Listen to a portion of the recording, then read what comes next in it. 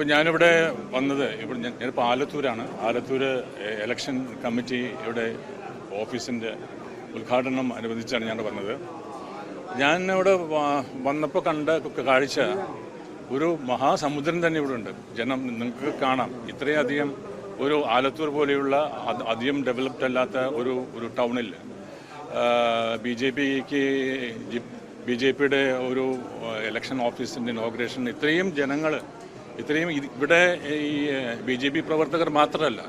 ഇതിനകത്ത് ഏറ്റവും വലിയൊരു പ്രത്യേകത എനിക്ക് തോന്നിയത്, ഇപ്പം എല്ലാവരും അറിയുന്നുണ്ടല്ലോ, ഇപ്പോൾ കോൺഗ്രസിൽ നിന്നാണ് ബി ജെ പിയിലേക്ക് കൂടുതൽ ആൾക്കാർ വരുന്നതെന്നാണ്.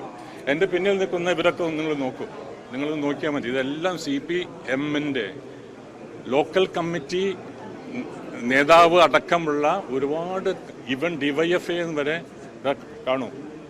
അപ്പോൾ അതുകൊണ്ട് ഈ ഒരു മാറ്റത്തെ നമ്മൾ അംഗീകരിക്കാതെ നിവൃത്തിയില്ല. അത് ജനം അന്വേഷിക്കാൻ മറ്റ് പൊളിറ്റിക്കൽ പാർട്ടികൾ ഈ റിയാലിറ്റിയെ അംഗീകരിച്ചേ പറ്റൂ. വലിയൊരു മാറ്റമുണ്ട് കേരളത്തിൽ.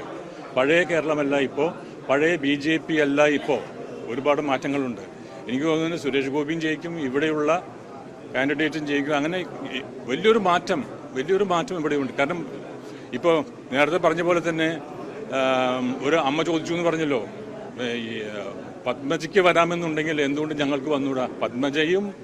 പത്മജ പോലും വന്നിരിക്കുന്നു. അതിൻ്റെ അർത്ഥം കോൺഗ്രസ്സിലെ എല്ലാവർക്കും ഈ മനസ്സിലുണ്ട്. ഈവൺ ഒരുപക്ഷെ VD സതീശന് വരെ ആ മനസ്സിലുണ്ടാവാം, അല്ലെങ്കിൽ K സുധാകരന് വരെ ഈ മനസ്സിലുണ്ടാവും. നമുക്ക് BJP പോയിക്കൂടെ എന്നുള്ള രാത്രി ഒറ്റയ്ക്കിരിക്കുമ്പോൾ അത് ചിന്തിക്കുന്നുണ്ടാവും. പക്ഷെ ചില സാങ്കേതിക പ്രശ്നങ്ങളും ചില തടസ്സങ്ങളും ഉള്ളവർ നിൽക്കുകയാണ്. ഭാവിയിൽ കോൺഗ്രസ് മുഴുവനും BJPയിലേക്ക് വരും, കമ്മ്യൂണിസ്റ്റ് മുഴുവനും BJPയിലേക്ക് വരും.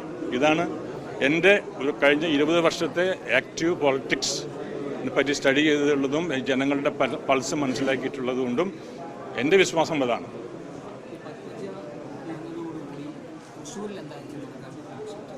അപ്പം തൃശ്ശൂരിൽ നടക്കാൻ പോകുന്നത് ഉറപ്പാണ്. നേരത്തെ തന്നെ നമ്മൾ ഉറപ്പിച്ചിട്ടുള്ള കാര്യമുണ്ട്, സുരേഷ് ഗോപി ജയിക്കും.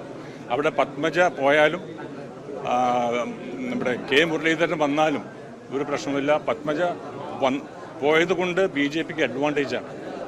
കാരണം ഞാൻ നേരത്തെ പറഞ്ഞ പോലെ തന്നെ അങ്ങോട്ടും ഇങ്ങോട്ടും ആടി നിൽക്കുന്ന കുറേ കോൺഗ്രസ്സുകാരുണ്ട്. BJP വേണോ നിൽക്കുന്നവർ. അവർക്കൊക്കെ പത്മജ ഒരു പ്രചോദനമായിരിക്കും. പത്മജ പോയല്ലോ, ഇനി നമുക്ക് പോകാം എന്നുള്ളത്. അതാണ് ഇപ്പോഴത്തെ സ്ഥിതി. BJPയിലൊക്കെ ഒരു ഭയങ്കരമായ ഒഴുക്കാണ്.